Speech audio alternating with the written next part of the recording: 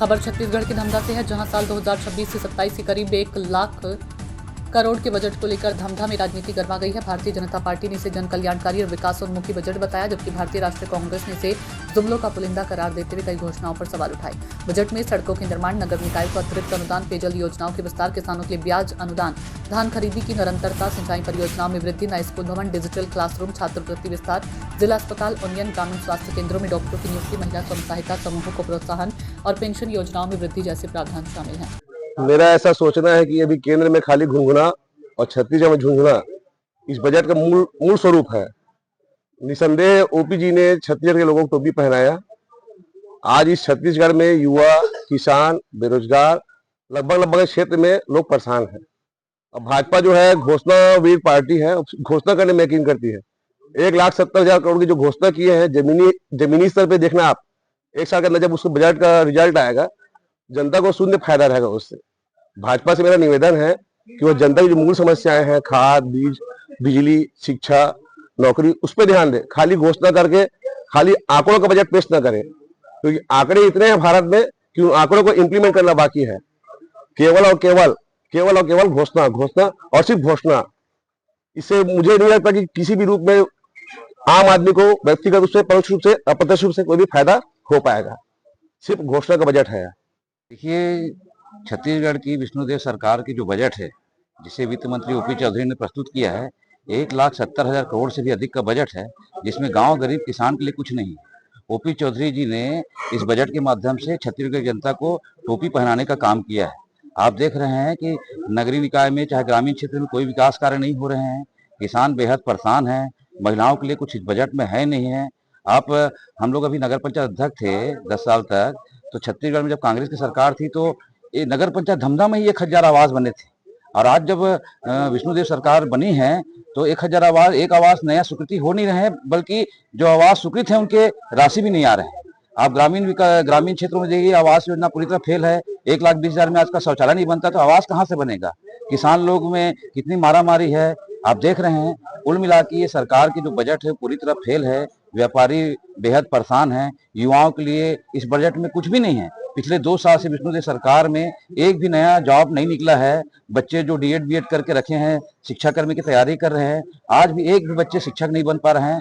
महंगाई और बेरोजगारी का आलम इतना ज्यादा है कि युवाओं में हतोत्साहित हो गए हैं और युवा बहुत परेशान हैं। कुल मिला के 1,70,000 करोड़ का जो बजट जो दिखा रहा है वो सिर्फ आंकड़ों का मायाजाल है। इस बजट में छत्तीसगढ़ के किसानों के लिए, महिलाओं के लिए, युवाओं के लिए, व्यापारियों के लिए कुछ भी नहीं है और पूरी तरह बजट फेल है।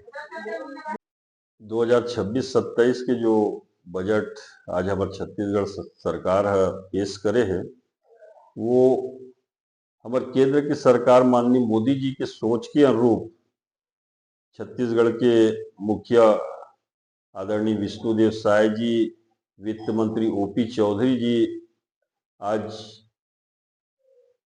1,72,000 करोड़ की जो बजट हमारे छत्तीसगढ़ में पेश करे है, ये बजट पूरे छत्तीसगढ़ के सर्वांगीण विकास का देखते हुए किसान, मजदूर, व्यापारी और गरीब जनता और छत्तीसगढ़ के बहिनी मन के लिए विशेष कर जो योजना लाया है, बहुत ही हमारे छत्तीसगढ़ के विकास के लिए सराहनीय बजट है।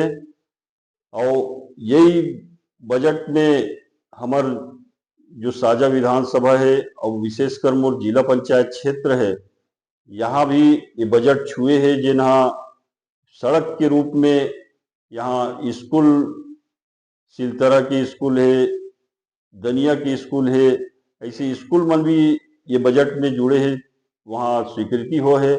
ये हमारे क्षेत्र के लिए बहुत ही गर्व की बात है।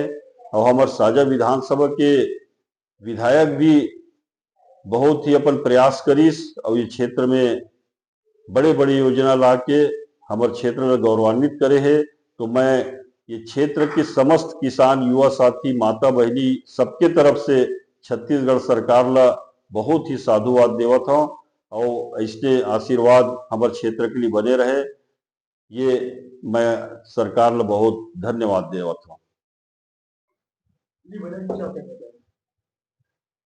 इस बार छत्तीसगढ़ का जो बजट प्रस्तुत किया गया है आदरणीय विष्णुदेव साय हमारे लोकप्रिय मुख्यमंत्री जी के द्वारा और आदरणीय ओपी चौधरी जी वित्त मंत्री जी ने, तो एक बहुत ही कल्याणकारी बजट छत्तीसगढ़ में हमारी भारतीय जनता पार्टी की सरकार ने प्रस्तुत किया है, जिसमें छत्तीसगढ़ के सभी वर्ग को ध्यान में रखते हुए, चाहे महिलाओं की बात हो, किसानों की बात हो, युवाओं की बात हो, सड़कों की बात हो, स्कूल और शिक्षा, स्वास्थ्य, सभी विषय को इसमें ध्यान में रखते हुए एक बहुत ही जन कल्याणकारी और लोकहित बजट लगभग 1,70,000 करोड़ का छत्तीसगढ़ सरकार के द्वारा प्रस्तुत किया गया है।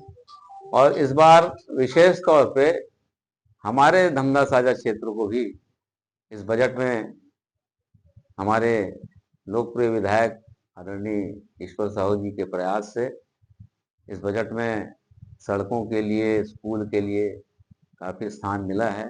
विशेषकर हमारा जो देवकर घोटा जाल बांधा भोती रोड है वह स्वीकृत हुआ है, और तूमा कला सहित 3-4 स्कूलों के लिए हमें राशि मिली है, और अन्य कार्य भी हमारे क्षेत्र में। एक शिव कोकड़ी हमारे यहाँ बहुत ही पुरातन मंदिर है शंकर जी का, जहाँ शिवरात्रि में काफ़ी बड़ा मेला लगता है, तो वहाँ के लिए भी चीचा से शिव कोकड़ी के लिए जो बहुत पुरानी मांग थी वो सड़क भी स्वीकृत हुआ है। किसानों के लिए तो पूरे भारत सरकार बहुत ही चिंतन मनन करती है, और हमेशा प्रधानमंत्री जी का मुख्य उद्देश्य किसानों के हित में ही रहता है। और राष्ट्रीय बजट में किसानों के लिए बहुत सारी योजनाएं लागू की गई है, जिसको आप सोशल प्लेटफॉर्म पे और प्रिंट मीडिया में देख सकते हैं। ये हमारे छत्तीसगढ़ के विषय पर ये कहना चाहूंगा कि छत्तीसगढ़ की सरकार ने अगर सबसे बड़ा कुछ काम मेरी नजरों पे किया है, और शिक्षा के क्षेत्र में करीबन 100 से 200 करोड़ का बजट है। ये बहुत बड़ा बजट है, और खासकर दुर्ग जिले में जब शिक्षा मंत्री जी हैं तो निश्चित ही इस जिले को और पूरे छत्तीसगढ़ को इसका सही सदुपयोग होगा, और शिक्षक के जगत में एक व्यापक क्रांति आएगी।